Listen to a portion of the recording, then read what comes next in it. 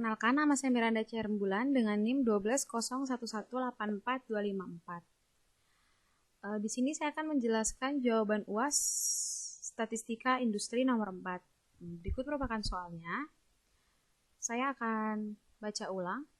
Sebuah eksperimen dilakukan untuk menginvestigasi pengaruh dari 3 metode mengajar terhadap kelompok siswa yang terdiri dari 20 siswa. Setiap siswa dipilih secara acak untuk diberikan sebuah metode mengajar dan pada akhir program selama 4 pekan diuji dengan sebuah ujian yang terstandarisasi. Hasil ujian untuk 20 siswa disajikan pada tabel 4 berikut. Ini merupakan tabelnya. Lalu, ukuran sampel untuk setiap perlakuan adalah kecil dan hasil uji normalitas menunjukkan bahwa asumsi normalitas data tidak terpenuhi. Gunakan uji Kruskal-Wallis untuk menginvestigasi bahwa nilai median skor ujian terstandarisasi siswa untuk setiap metode mengajar adalah tidak sama pada taraf nyata. Di sini kita bisa lihat bahwa pada kasus ini menginginkan bahwa ujian terstandarisasi siswa untuk setiap metode mengajar adalah tidak sama, sehingga ini masuk ke dalam H1. Nah, H0-nya adalah kebalikannya. H0-nya adalah ujian terstandarisasi siswa untuk setiap metode mengajar adalah sama. Oke, kita langsung ke jawabannya.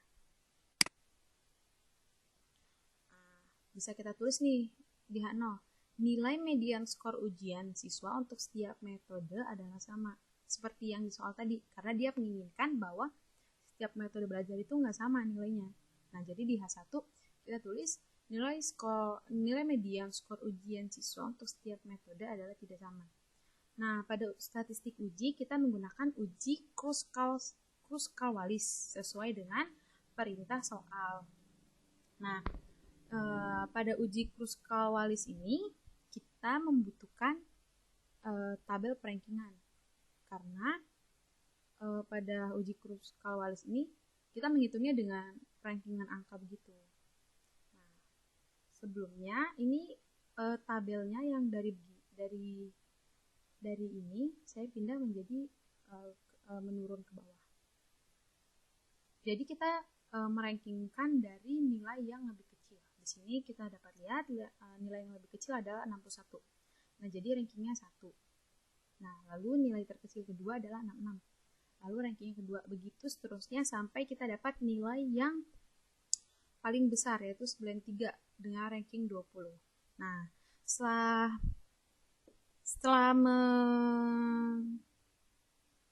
mendata ranking pada tabel, kita menjumlahkan nih ranking-rankingnya pada tabel. Pada metode 1 di ranking itu jumlahnya 90. Pada metode 2, rankingannya jumlahnya 40. Pada metode 3, rankingannya jumlahnya 80. Nah, pada tabel ini kita bisa lihat bahwa tidak ada nilai metode yang sama, sehingga tidak terdapat bias pada tabel perankingan. Bias itu apa sih? Bias itu maksudnya nilai yang sama yang saya bilang tadi. Misalnya di M1 ada 85. Nah, di M3 ada 85. Itu merupakan bias, sedangkan di sini tidak ada bias. Jadi, kita dapat itu hanya. Nah, rumus H adalah 12 dibagi N besar tutup kurung, buka kurung, N besar ditambah 1 tutup kurung, lalu dikali dengan jumlah RI kuadrat per NI dikurang 3 dikali buka kurung N plus 1. Nah, N ini apa sih? N ini adalah jumlah sampelnya. Nah, jumlah sampelnya kan ada 20, seperti yang di soal. Ini terdiri dari 20 siswa.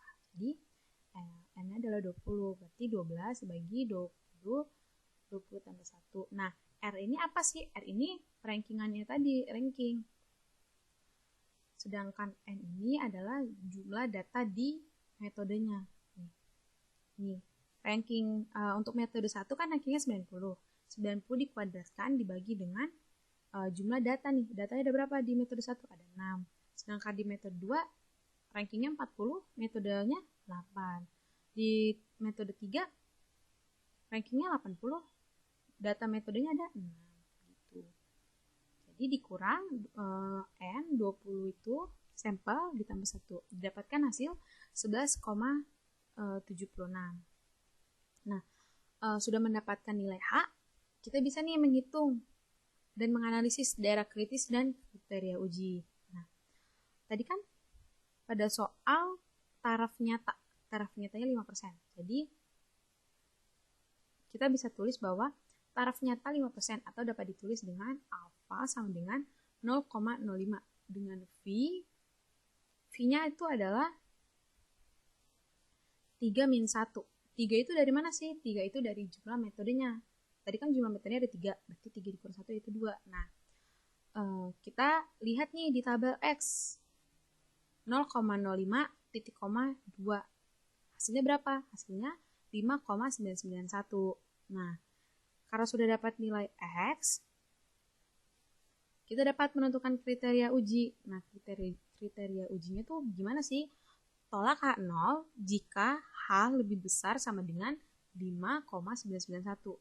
Lalu, terima H0 jika sebaliknya. Nah, sesuai nilai H yang kita hitung tadi, nilai H-nya kan ada sebesar 11,76.